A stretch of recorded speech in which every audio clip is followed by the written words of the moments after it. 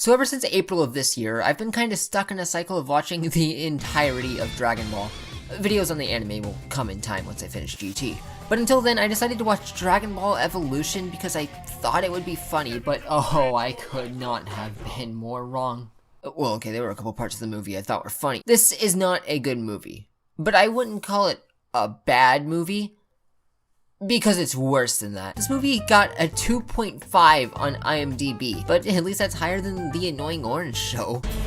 Knock this orange from my hand.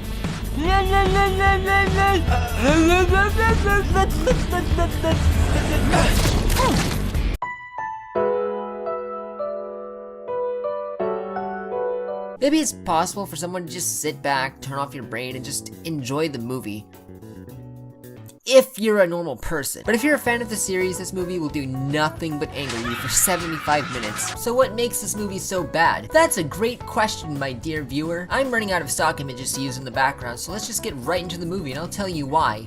This movie sucks. Hey guys, real quick before we get too far into the video, I'm gonna do a little bit of a gamer move called self-promotion. Today, on the day of this being uploaded, is my birthday, and I'm gonna be doing some kind of birthday stream over on Twitch, so you can go into the link description and do that. I don't know what I'm doing as of editing, but if you want to see what's up, you can go there. Okay, thank you, bye! Okay, so right off the bat, this movie actually really surprised me when I realized that it was based off of the original Dragon Ball, and not something like Z. It's kind of rare that you would see anything Dragon Ball related not be based on Z or anything after the original, so I mean, hey, that's kind of nice. Unfortunately, that feeling does not last long. Okay, so let's go from the beginning. Evolution starts with a little history lesson about King Piccolo and his reign of terror alongside his partner, a god named Ozaru. But wait! I hear you astute fans yelling out. Ozaru is the name of the Saiyan Ape transformation, isn't it?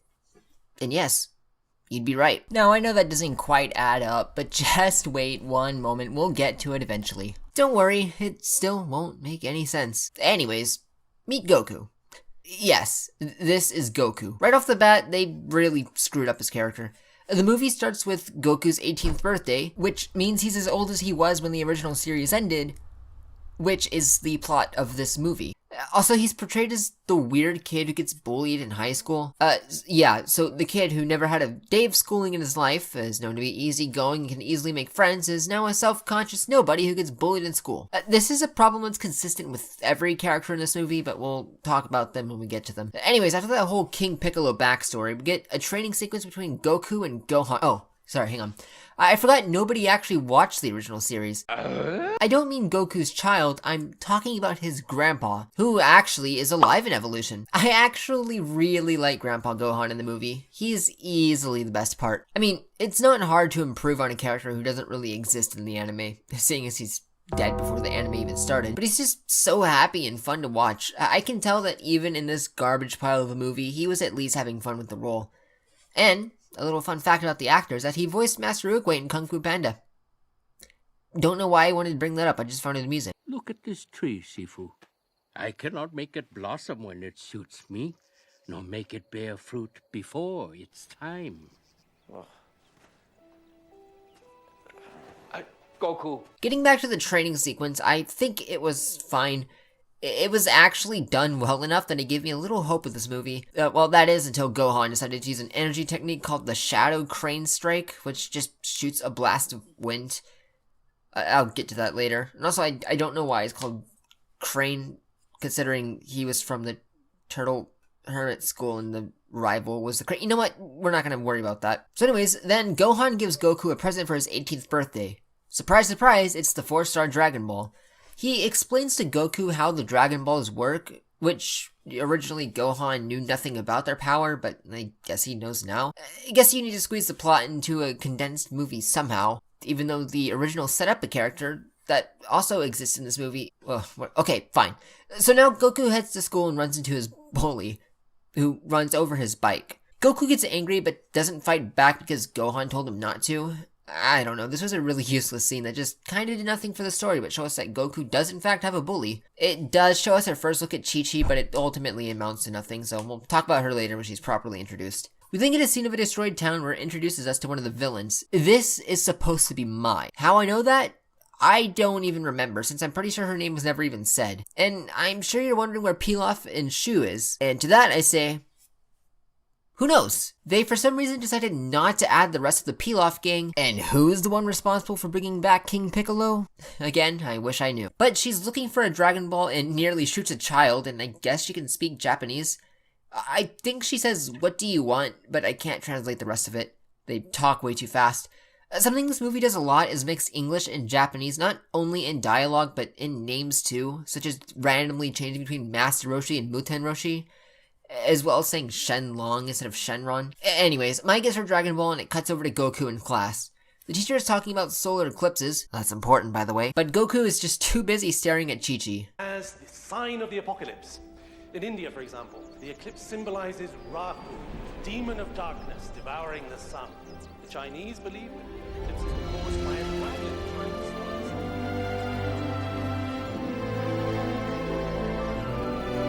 Yeah, real smooth Goku. For some reason, Goku brings up Namekians when the teacher asks him about solar eclipses. Now, while that's fine, despite the fact that Namekians weren't even a concept until Z, he says that Namekians, or the Nameks as he calls them for some reason, were an alien race that tried to destroy Earth. This is kind of wrong since it was only Piccolo. Namekians are generally known as a peaceful race where only a few odd ones out are evil, at least as far as I remember. If I'm wrong about that, you can tell me, but I'm fairly certain I remember that being said. Anyways, we move out into the hallways where Chi-Chi is having some issues opening her locker, so somehow Goku is able to just open them with his wind blast attack. Just because my name is Chi-Chi doesn't make me a complete idiot. Right, right, because there's a lot stupider names than Chi-Chi.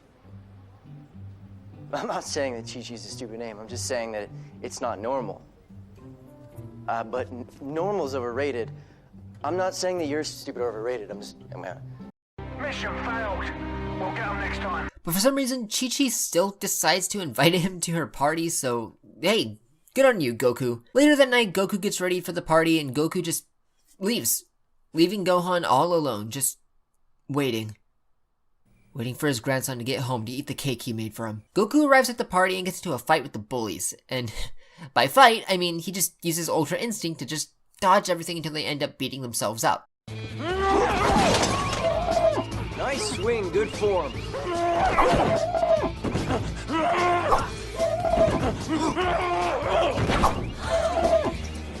Doing good. Hey, Fuller.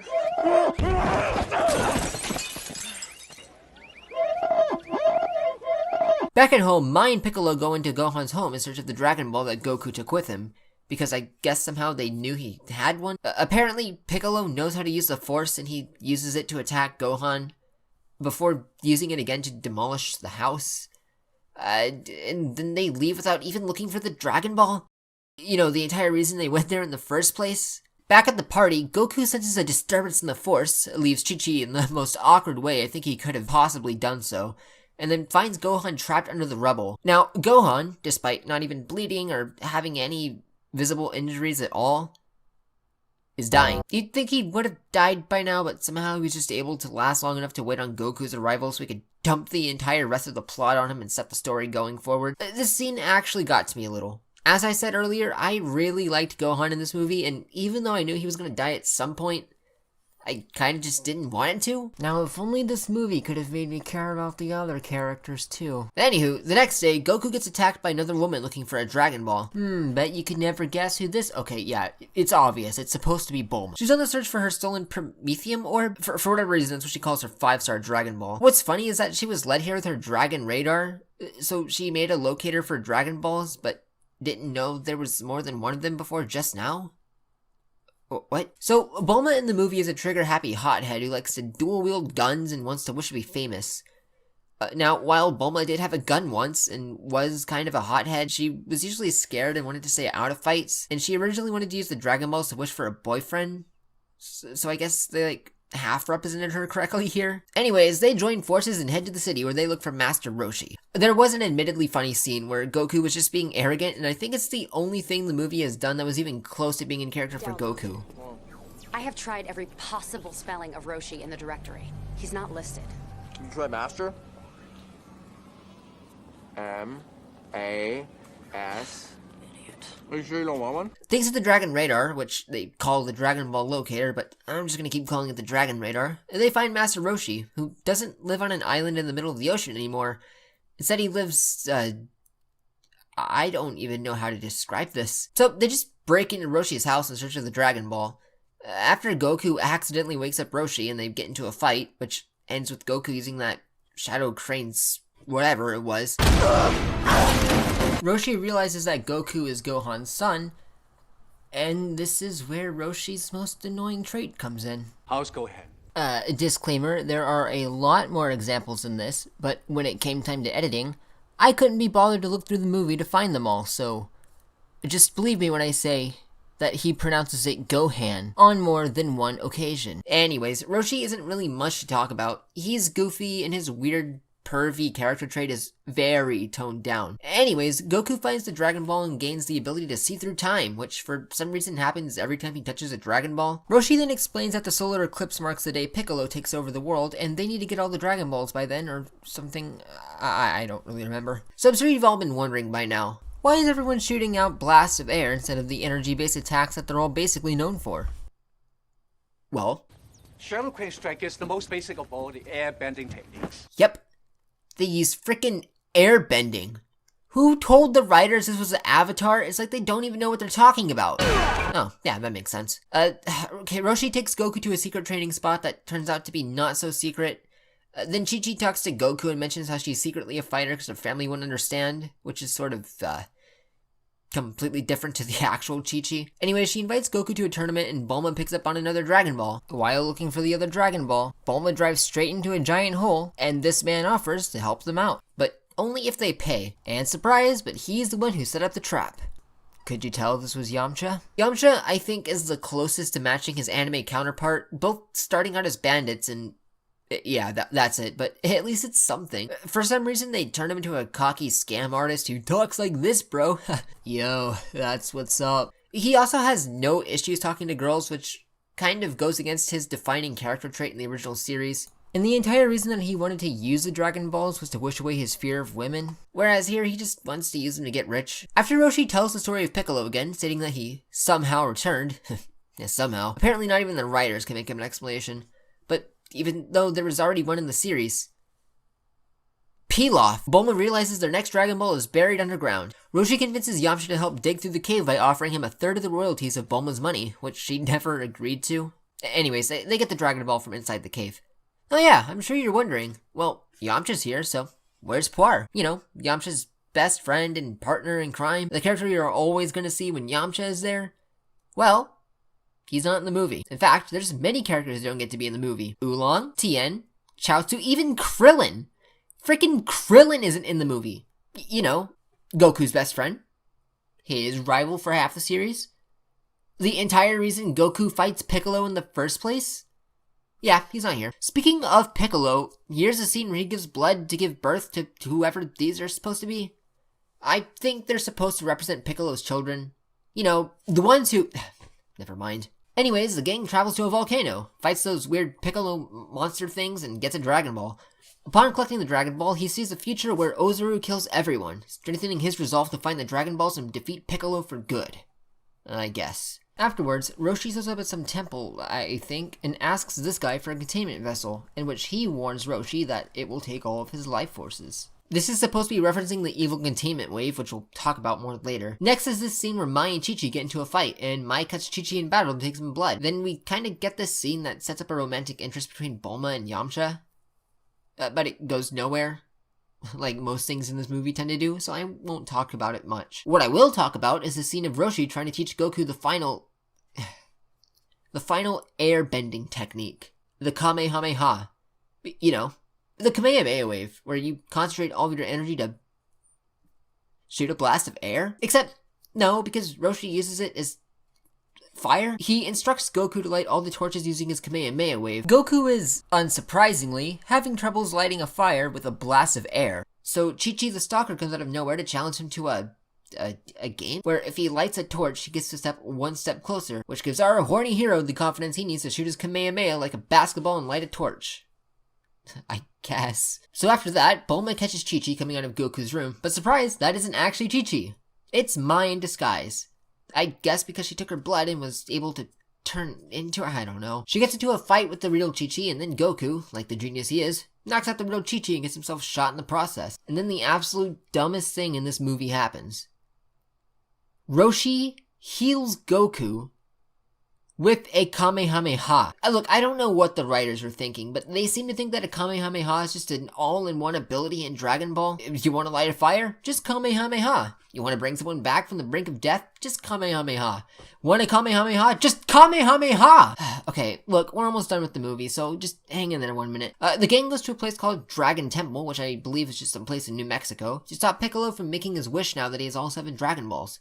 And this is where the movie started making no sense whatsoever. Okay, are you ready for this? Goku tells Piccolo that he will defeat him and Ozaru, where then Piccolo tells him that when the eclipse arrives, he will become Ozaru. Hey, hang on, Piccolo sounds kind of familiar. Yo, wait, he voices Zamasu? Yeah, that's a fun fact for you. The actor for Piccolo later went on to voice Zamasu in Dragon Ball Super. Where was I again? Oh, yeah. He tells Goku that he will become Ozaru, and then Goku just believes him and has a breakdown. Now, while what Piccolo was saying was true, how did he even know? He's been locked in containment for 2,000 years, and he just sensed Ozaru was inside Goku? And that brings up even more questions. If this whole thing happened 2,000 years ago, then how did Ozaru become a baby all these years later to hide among the humans just to wait until his 18th birthday to return with Piccolo? Did Piccolo know he'd return and that Ozaru would return with him? And how is Goku even turning into Ozaru? In case you weren't aware, as I mentioned earlier, Ozaru is a transformation of the Saiyan alien race, which Goku is a part of.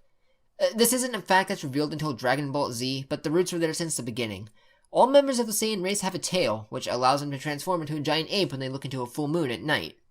However, Goku doesn't have a tail in this movie, nor was he ever known to have one, which implies Goku is not a Saiyan in this movie. So how is he turning into a Saiyan ape? There were more movies planned after this that were going to cover the Z part of the Dragon Ball story, and Saiyan specifically, the fact that Goku is a Saiyan is very important in Z. So how are they going to address this? Did they just retcon Saiyans altogether? There's too many issues with this movie. I think we should just stop there and move on with the video. Roshi tries using the evil containment wave, but for some reason Piccolo is just able to stop it, and then Goku just kills Roshi by choking him out. But then Goku just kind of snaps out of it and goes back to human form. While this is happening, Bulma gets into a gunfight with Mai, and Yamcha saves the day, making this the one time he ever did anything in this movie. Congrats, Yamcha. Goku goes on some speech where he accepts that he is both Goku and Ozaru, something about having faith in himself. Then he turns up for one final Kamehameha, which for some reason shoots him upwards with a blast. What? Why? It should be giving him recoil. Why does it... Whatever, who cares anymore? After that, they get the Dragon Balls, they ask Shenron to revive Roshi, and then Goku goes and gets married to Chi-Chi. Despite the fact that in this canon, they're still just kids in high school. You know what? That's it. That's the movie. I'm done. Okay, finally, I am done talking about that awful movie. I first went into it expecting it to be bad, but in a funny way, and I could enjoy how bad it was and just laugh at it. But instead, all I got was anger, and the second time through was way worse. Having to watch it that second time just to write the script, it just reminded me how angry it made me the first time. I would like to apologize if any part of this video, after maybe the halfway point, seemed to have been rushed. I really wanted to get this video out by my birthday, which, if all goes well, will be uploaded on my birthday, which is the 12th of September, so you can check the date to make sure I made it. So I'm sorry, I may have ended up sacrificing some quality to get this out on the time that I wanted, but hopefully it's still fine. I mentioned earlier how there were plans for more movies, and I'm sure you can guess why those plans fell through, given the awfully low scores this movie got from both critics and fans. They probably could have just played the Grand Tour opening in theaters and it would have been given a critically higher rating. Well, anyways, that was Dragon Ball Evolution. Sorry I haven't uploaded in a while, but I do have more video plans. Most of them involve me finishing GT first, so I guess I'll get to that when I get to that. I'm sure you're expecting some funny or witty remark to end off this video, but I just can't think of one after having my brain turn to mush watching this movie twice for you guys, so please just subscribe. Surely the suffering is worthy of your subscribing. Please? What in the world are you waiting for?